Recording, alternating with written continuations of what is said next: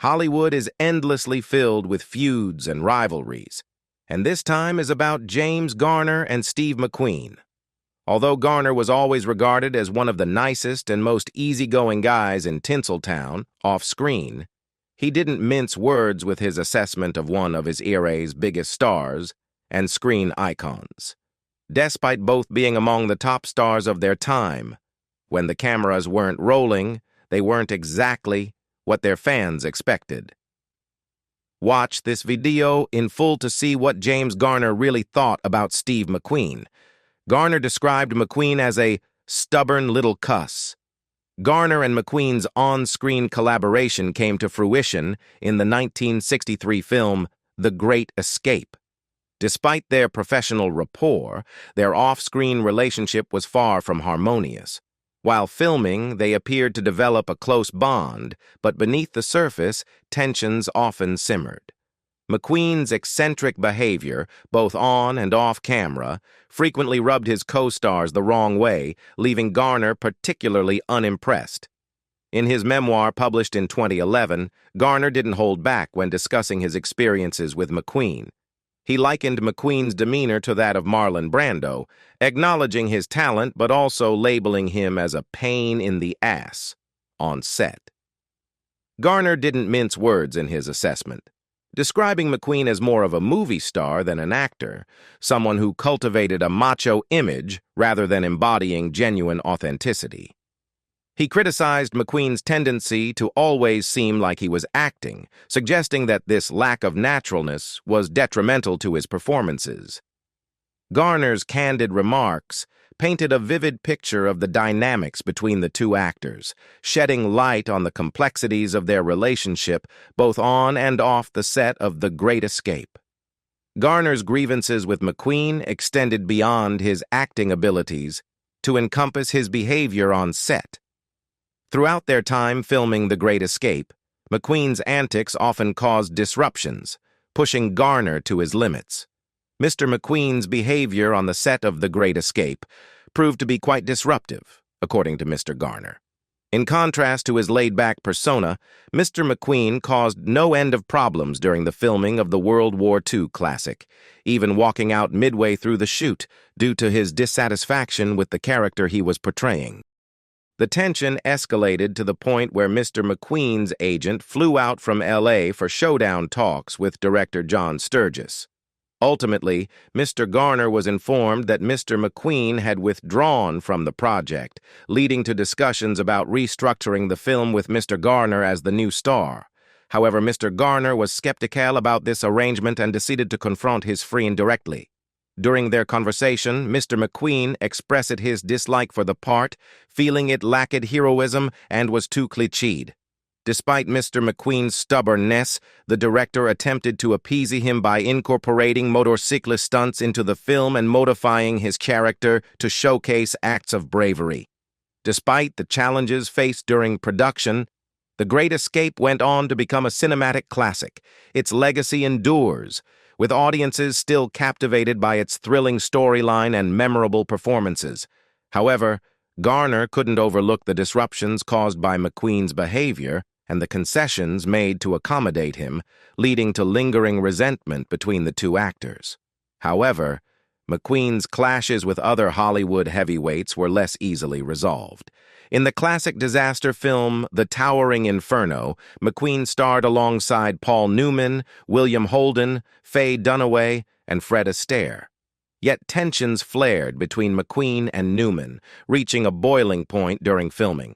Reports emerged of McQueen's explosive outbursts, particularly directed at Newman, as their rivalry intensified on set. Moreover, McQueen and Dunaway made it abundantly clear that they were not to be approached by set visitors, further adding to the tense atmosphere behind the scenes.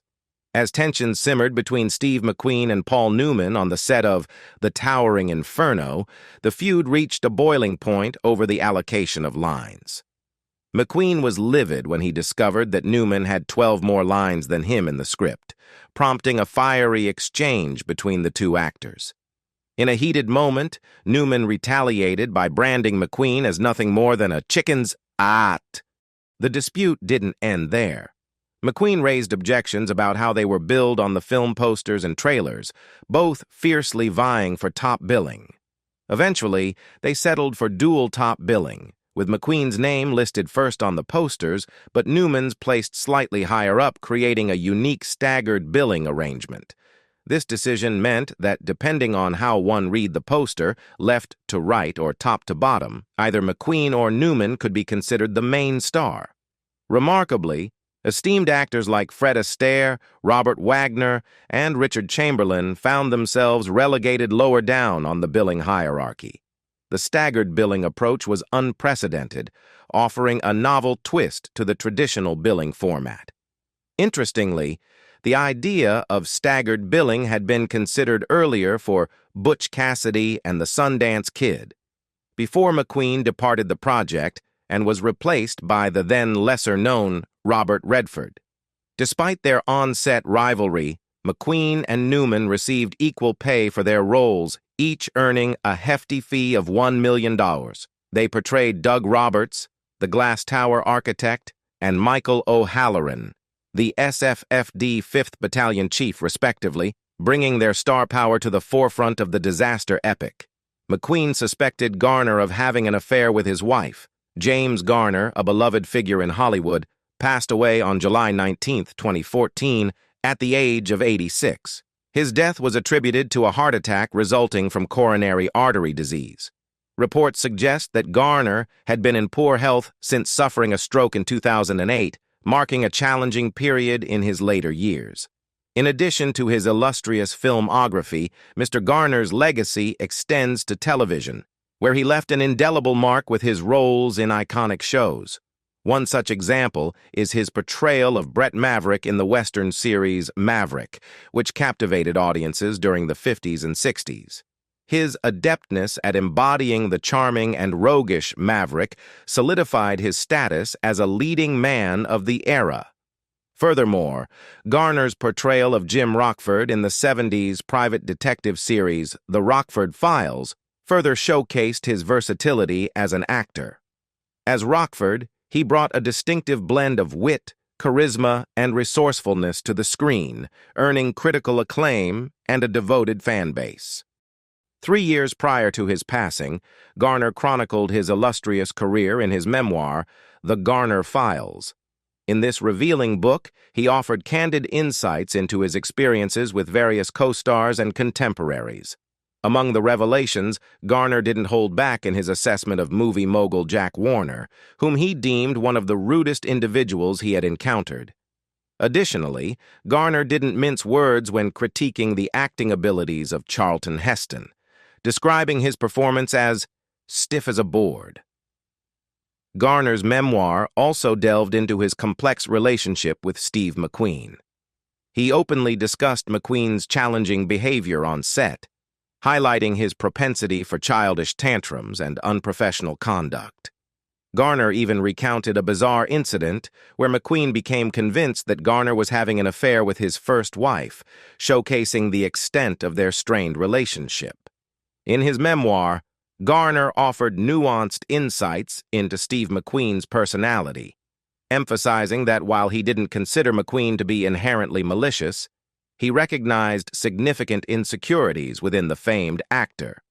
Garner recounted an illuminating conversation with McQueen's wife, Nellie, who confided that her husband harbored deep-seated envy toward tall, dark men, a sentiment that led him to suspect her of infidelity with such individuals, including Garner himself.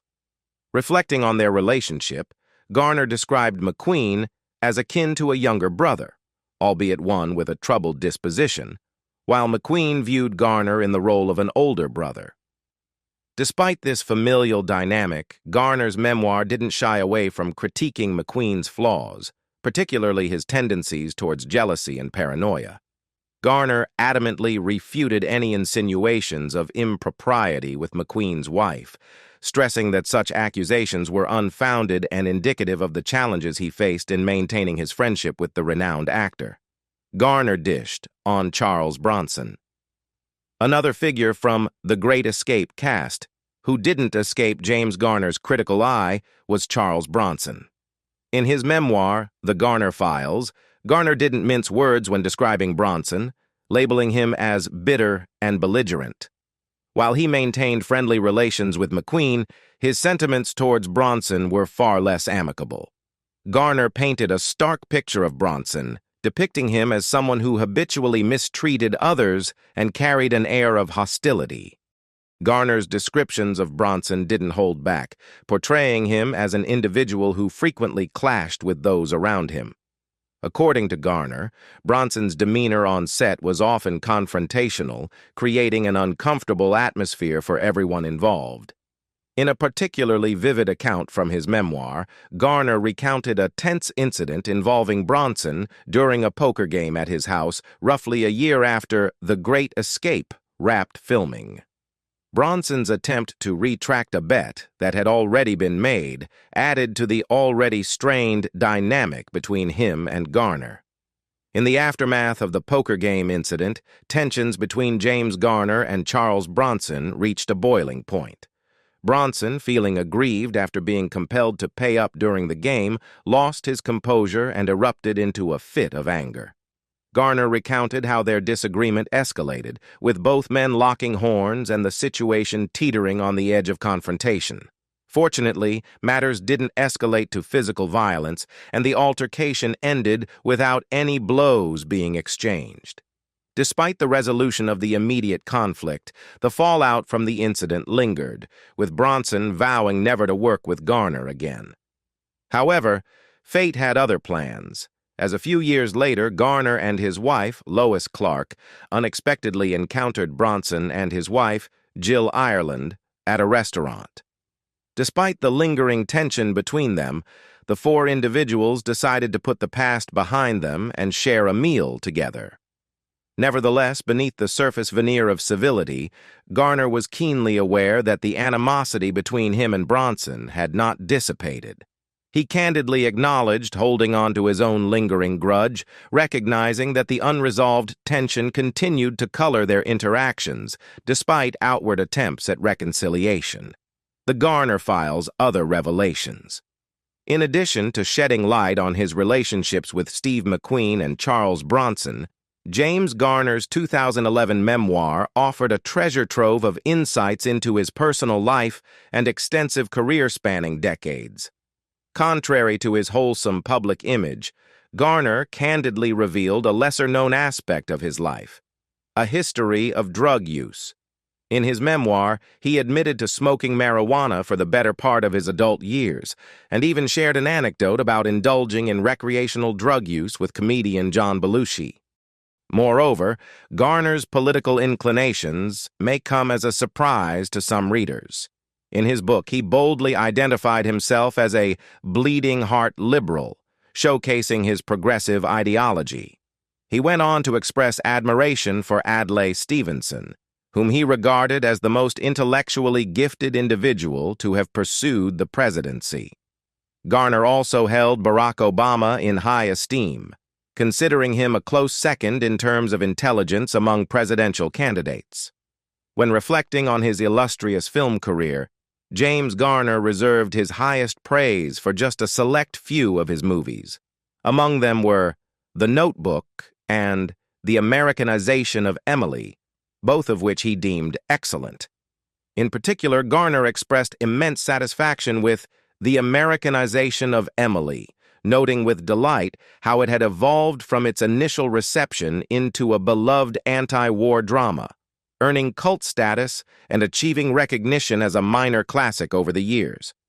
However, Garner's discerning eye didn't hesitate to distinguish between his standout performances and those he considered merely satisfactory.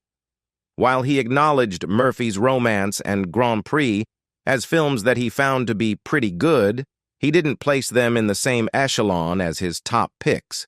In fact, he candidly admitted that beyond these select titles, the majority of his filmography fell into the categories of average at best and downright terrible at worst, in his personal assessment.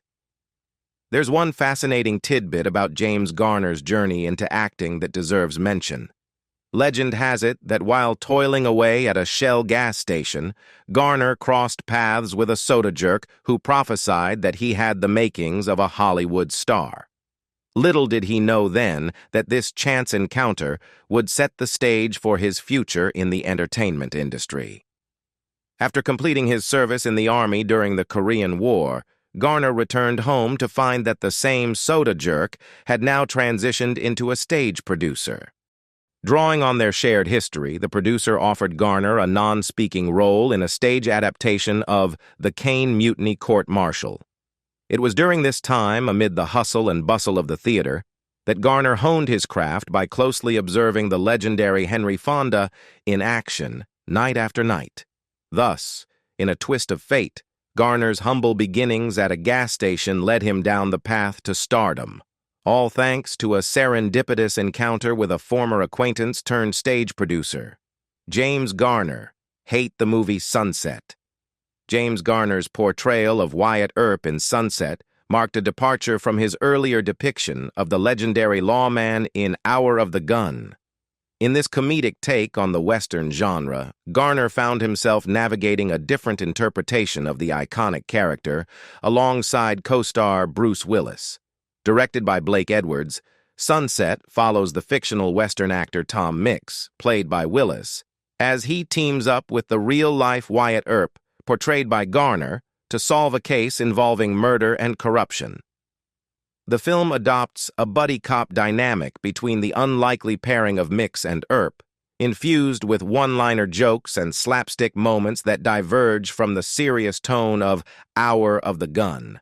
Garner's portrayal of Earp in Sunset presents a streetwise and aloof demeanor, contrasting sharply with Mix's flashy Hollywood bravado. The juxtaposition between Mix's flamboyant appearance and Earp's understated presence adds a comedic element to their interactions, contributing to the film's offbeat charm. However, Garner's dissatisfaction with Sunset stemmed from his belief that Bruce Willis was ill-suited for the role of a Western hero.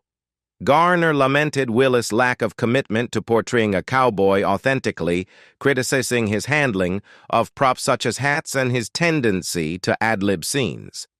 Garner's professional approach clashed with Willis's perceived lack of seriousness, leading to tension between the two actors on set. Despite Garner's reservations about the film and his co-star, Sunset provided a platform for him to showcase his versatility as an actor. His portrayal of Earp in this comedic context highlighted his ability to infuse the character with wit, charm, and self-awareness, demonstrating a different facet of his acting prowess. James Garner served in 2 wars. James Garner, originally named James Scott Bum Garner, entered the world on April 7, 1928, in Norman, Oklahoma. His early years were marked by a sense of adventure and restlessness. At the tender age of 16, towards the end of World War II, Garner made a bold move by joining the Merchant Marine. Despite his youth and lack of formal education, he had recently dropped out of high school. Garner was determined to play his part in the war effort. In a bid to enlist, he even falsified his age, a testament to his eagerness to serve. During his service, Garner experienced the harsh realities of war firsthand. He later transitioned to the Oklahoma National Guard, where an injury to his knee resulted in a medical discharge, as detailed in the Garner Files. Despite the setbacks, Garner's resilience remained unshaken. By 1950, Garner found himself drawn to Los Angeles once again, this time navigating the city's bustling streets as a model. However, his aspirations were interrupted by the outbreak of the Korean War. Garner, still officially tied to his Oklahoma roots, became the first individual from the state to be drafted into military service, as recounted in James Garner, a biography. Deployed to Korea with the 5th Regimental Combat Team, Garner faced the harsh realities of combat.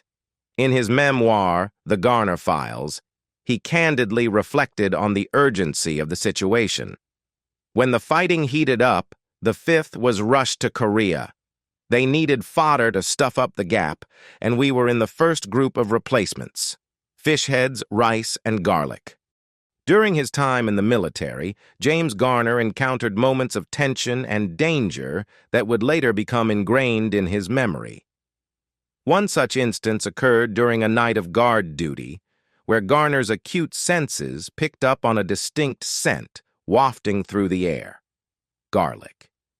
This pungent aroma, synonymous with the enemy's diet, hinted at the presence of North Korean and Chinese troops nearby. Garner vividly recalled in The Garner Files how the enemy soldiers subsisted on a meager diet of fish heads, rice, and garlic, a stark contrast to his own preferences. As the smell of garlic permeated the air, Garner's instincts went on high alert when he heard the faint murmur of voices in the distance. Sensing an impending threat, he wasted no time in alerting his fellow soldiers, preparing them for the imminent encounter. Positioned strategically, they stood ready to confront the enemy patrol that approached ominously. "They were just the other side of a rise when I passed the word down the line," Garner recounted in his memoir. "We were ready for them and stopped them in their tracks." This display of vigilance and quick thinking undoubtedly saved lives and showcased Garner's courage under pressure. Following his honorable discharge from the military, Garner returned to civilian life in Los Angeles. By 1957, he had embarked on a remarkable show business career that would span decades. His breakthrough came with the iconic role of Brett Maverick in the television Western series Maverick, catapulting him to fame and setting the stage for a prolific acting journey. Throughout his illustrious career, Garner left an indelible mark on Hollywood, starring in over 50 films and earning widespread acclaim for his versatile performances. His legacy endures, even after his passing in 2014 at the age of 86, leaving behind a body of work that continues to captivate audiences worldwide. And true to form, Garner remained steadfast in his aversion to garlic, a trait that persisted until the very end. James Garner may have passed away, but his words about Steve McQueen and Charles Bronson still resonate today. Now we want to hear from you. We've discussed Garner's complex relationships with his co-stars, particularly McQueen, but we're curious to know your thoughts. Were you aware of the tension between Garner and McQueen despite their claims of friendship? Share your thoughts in the comments below. Thanks for tuning in. Bye.